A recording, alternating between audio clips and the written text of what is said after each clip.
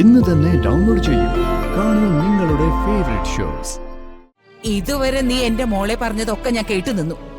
പക്ഷേ ഇനി ഒരു അക്ഷരം പറഞ്ഞാൽ എന്റെ തനി സ്വഭാവം നീ അറിയും. വേണ്ടമ്മേ, ചെറിയമ്മ എന്ത് വേണേലും പറഞ്ഞോട്ടെ. ഇതൊക്കെ കേൾക്കുന്നത് നിനക്ക് കുഴപ്പമില്ലായിരിക്കും. പക്ഷേ ഇവള് പറയുന്നത് കേൾക്കാൻ എനിക്ക് ബുദ്ധിമുട്ടുണ്ട്. പൂർണിമ ഇനിയാണ് അറിയാൻ പോകുന്നത്. അങ്ങനെ തന്നെ വേണം ചേച്ചി. കല്യാണം കഴിപ്പിച്ച് ആരുടെയെങ്കിലും കൂടി നാശത്തിനെ പറഞ്ഞു വിട്ടൊന്ന് സ്വസ്ഥമാവാന്ന് വിചാരിച്ചപ്പോ ആ സഞ്ജയം പൊക്കി പിടിച്ച് ഇങ്ങോട്ട് വന്നേക്കുന്നു. ഓ ഇവളെ ഒരു തരത്തിൽ പറഞ്ഞാ ഇവളെ കളഞ്ഞിട്ട് പോയെന്ന് നമുക്ക് അവനെ കുറ്റം പറയാൻ പറ്റത്തില്ല. അമ്മാര് വൃത്തിയുടെ സ്വഭാവല്ലേ, നമുക്ക് തന്നെ സഹിക്കാൻ പറ്റുന്നില്ല അല്ലേ? ഇവൾ എന്ത് ചെയ്താലും അതിന് സപ്പോർട്ടായിട്ട് നളിനി ചേച്ചി കൂടെ നിൽക്കും.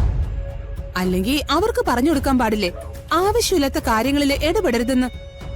ഇത്രയും പ്രായമായ അവർക്കറിയില്ലേ ഈ കാര്യങ്ങളൊക്കെ ചെയ്യേണ്ടത് പയ്യന്റെ അമ്മയായ ചേച്ചിയാണെന്ന്. ഇതൊക്കെ അമ്മയും മോളും തങ്ങളി പ്ലാൻ ചെയ്ത് ചെയ്യുന്നല്ലേ?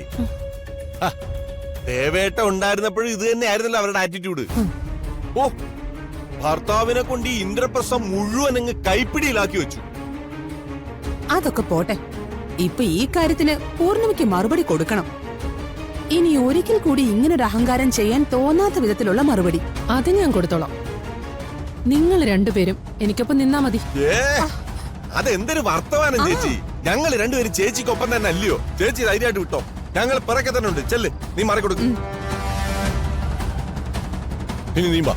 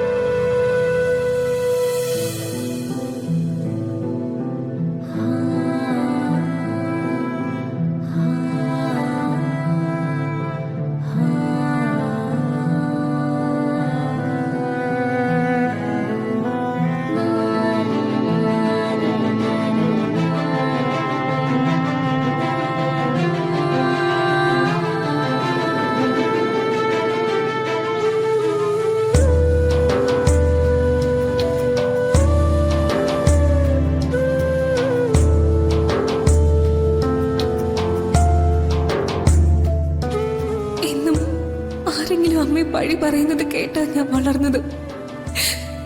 അന്ന് മുതൽ എന്റെ ഏറ്റവും വലിയ ആഗ്രഹവും സ്വപ്നവും പ്രാർത്ഥനയും എന്റെ അമ്മയുടെ നിരപരാധിത്വം തെളിയിക്കുക എന്നത് മാത്രം. എന്റെ എല്ലാ ശ്രമവും അതിനു വേണ്ടി മാത്രം. എത്രയും പെട്ടെന്ന് എനിക്കതിന് സാധിക്കണം. അമ്മയെ കുറ്റം പറയുന്നവർക്ക് മുന്നിൽ സത്യങ്ങളുടെ തെളിവുകൾ നിരത്തി അവര് പറഞ്ഞതെല്ലാം തെറ്റായിരുന്നു എന്ന് ഉറപ്പിക്കണം. എന്റെ ദേവി മഹാമായ, എത്രയും പെട്ടെന്ന് എനിക്കതിന് സാധിക്കണേ.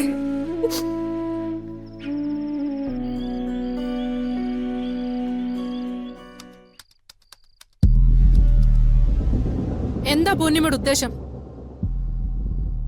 ചെറിയമ്മ എന്തായി പറയുന്നതെന്ന് എനിക്ക് മനസ്സിലാവുന്നില്ല. നിനക്ക് മനസ്സിലാകാഞ്ഞിട്ടൊന്നുമല്ല, നീ മനസ്സിലാകില്ല എന്ന് നടിക്കുന്നതാ. ആ അഭിനയൊന്നും എന്റെ അടുത്ത് വേണ്ട. നിനക്ക് എന്താ ചന്ദ്രേ, ബാധ കയറിയോ? എന്തിനാ വെറുതെ വഴക്കുണ്ടാക്കുന്നേ? പൃഥ്വി അക്ഷിതയും വിരുന്നിന് പോകുമ്പോ കൊണ്ടുപോകാനുള്ള സാധനങ്ങള് പൂർണിമ വാങ്ങിക്കൊണ്ടുവന്നത് ഞാൻ ചേച്ചിയോട് പറഞ്ഞു. അത് ചേച്ചിക്ക് വിഷമമായി. എന്തിന്?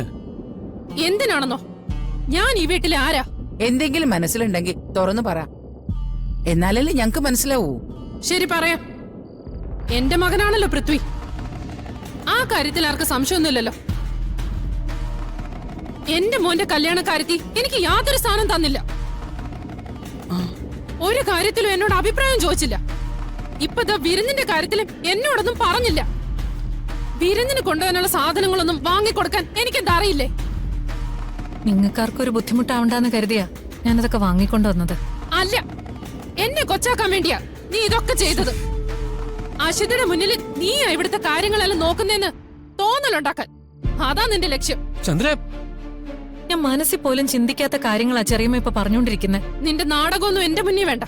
നീ എന്തുദ്ദേശം ചെയ്തെന്ന് ബുദ്ധിയുള്ള ആർക്കും മനസ്സിലാവും. ചേച്ചിയുടെ സ്ഥാനത്ത് നിന്ന് നോക്കുമ്പോ ചേച്ചി പറയുന്നതിലും കാര്യമുണ്ട്. മക്കൾക്ക് വേണ്ടി അമ്മമാര് ചെയ്യാൻ ആഗ്രഹിക്കുന്ന പല കാര്യങ്ങളും ഉണ്ടല്ലോ. എന്റെ മോനെ കുറിച്ച് എനിക്ക് ഒരുപാട് സ്വപ്നങ്ങളും പ്രതീക്ഷകളും ഒക്കെ ഉണ്ടായിരുന്നു. അതൊക്കെ സാധിച്ചെടുക്കാൻ എനിക്ക് അവൻ ഒരാളെ ഉള്ളൂ. പൂർണിമയുടെ ഇഷ്ടത്തിന് നോക്കി വളർത്താനും കാര്യങ്ങൾ ചെയ്യാനും സ്വന്തം ഒരു മോളുണ്ടല്ലോ. പിന്നെന്താ? ചന്ദ്രമതി നീ ഒന്ന് നിർത്ത്. പറഞ്ഞു വെറുതെ കാട് കയറാതെ. നിങ്ങൾ ഒരാളാ ഇതിനെല്ലാത്തിനും കാരണം. നിന്റെ ഞാൻ എന്തെങ്കിലും പറയാൻ വരുമ്പോ എല്ലാം എന്റെ വാടപ്പിക്കും. പൂർണിമ നിങ്ങളുടെ അമ്മയൊന്നും അല്ലല്ലോ ഇങ്ങനെ പേടിക്കാൻ. എടീ, ചെറിയമ്മ എന്തൊക്കെ പറഞ്ഞാലും എന്റെ അനിയനും ഈ വീടിനും വേണ്ടി എന്നാൽ കഴിയുന്നതെല്ലാം ഞാൻ ചെയ്യും. അതൊന്നും എനിക്കൊരു തെറ്റായിട്ട് തോന്നിയിട്ടേ ഇല്ല. ഇതിന്റെ പിന്നിൽ നിനക്ക് ഈ വീടിനോടുള്ള സ്നേഹമൊന്നുമല്ല, എല്ലാം അടക്കി പാടാനുള്ള ആർത്തി. ചന്ദ്രമതി, വേണ്ട. ഇതുവരെ നീ എന്റെ മോളെ പറഞ്ഞതൊക്കെ ഞാൻ കേട്ടു നിന്നു. പക്ഷേ ഇനിയൊരു അക്ഷരം പറഞ്ഞാൽ എന്റെ തനി സ്വഭാവം നീ അറിയും. വേണ്ടമ്മേ, ചെറിയമ്മ എന്ത് വേണേലും പറഞ്ഞോട്ടെ. ഇതൊക്കെ കേൾക്കുന്നത് നിനക്ക് കുഴപ്പമില്ലായിരിക്കും. പക്ഷേ ഇവള് പറയുന്നത് കേൾക്കാൻ എനിക്ക് ബുദ്ധിമുട്ടുണ്ട്. അങ്ങനെ ബുദ്ധിമുട്ടുള്ളവര് മകളെ ഒന്ന് ഉപദേശിക്കണം. അവള് സ്വന്തം ജീവിതം വേണം ജീവിക്കാൻ, അല്ലാതെ മറ്റുള്ളവരുടെ ലൈഫിലല്ല. മറ്റുള്ളവരുടെ ജീവിതത്തിൽ കൈകടത്താൻ വന്നാ ഇനി ഇതുപോലെ കേൾക്കേണ്ടി വരും. ചന്ദ്ര നീ ഒന്ന് നിർത്തിക്കേ. ഇനി ഇതുപോലെ അനാവശ്യം പറഞ്ഞോണ്ട് നിൽക്കാതെ നീ അകത്ത് പോയേ. ഞാനാണല്ലോ പ്രശ്നം. ഞാൻ പോയേക്കാം. മോളെ, അവള് പറഞ്ഞൊന്നും കാര്യമാക്കണ്ട.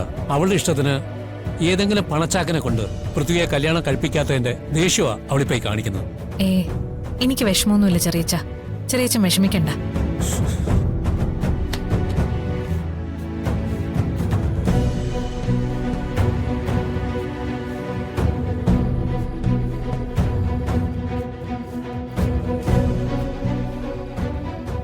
അഭി വിളിച്ചിരുന്നു. പൃഥ്വിയുടെ അന്വേഷണം പറയാൻ പറഞ്ഞു. അവനെന്തോ വ്ളോഗിന്റെ തിരക്കിലായിരുന്നു. അത് അവന് വരാൻ പറ്റാഞ്ഞെന്ന്. ഇനി വിളിക്കുമ്പോഴേ എന്റെ അന്വേഷണം കൂടി പറഞ്ഞേക്കാം. നാളെ നമ്മൾ നേരിട്ട് കാണുമല്ലേ? ആ, അത് ശരിയാണല്ലോ. പിന്നെ അന്നാ ക്യാമറ പൃഥ്വി വാങ്ങിച്ചു കൊടുത്തില്ലേ, അതവന് ഭയങ്കര സന്തോഷായിരുന്നു. അവനൊരു ചേട്ടനെ കിട്ടിയല്ലോ എന്നും പറഞ്ഞ് നടക്കുമായിരുന്നു. എനിക്കും ഒരു അന്യനെ കിട്ടിയല്ലോ. പൃഥ്വി,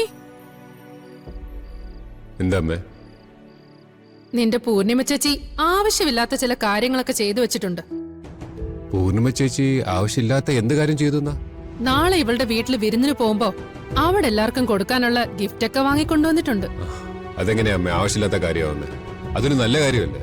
ഞങ്ങൾ അവിടെ ചെല്ലുമ്പോ എന്തായാലും ഗിഫ്റ്റ് ഒക്കെ വാങ്ങി കൊടുക്കേണ്ടതല്ലേ? അതെ, പക്ഷേ അത് പൂർണിമ വാങ്ങിക്കൊടുക്കേണ്ട ആവശ്യമൊന്നുമില്ലല്ലോ. അത് വാങ്ങിച്ചു തരാൻ എനിക്കറിയില്ലേ. എങ്കിലേ അമ്മ വാങ്ങിച്ചത് കിട്ടാ, ഞങ്ങൾ അതും കൊണ്ട് പോയിക്കോളാം. അത് ഞാനിപ്പോ വാങ്ങിച്ചിട്ടില്ല. നാളെ അല്ലേ പോന്നേ? നാളെ വാങ്ങിച്ചു തരാം. എന്റെ അമ്മ ഇങ്ങനെ ഒരു ഗിഫ്റ്റിനെ കുറിച്ചോ അത് വാങ്ങിക്കുന്നതിനെ കുറിച്ചോ ചിന്തിച്ചിട്ട് പോലും ഉണ്ടാവില്ലെന്ന് എനിക്ക് ഉറപ്പുണ്ട്. നവദുർഗേ വനദുർഗേ സർവവും നീ ചിന്മയി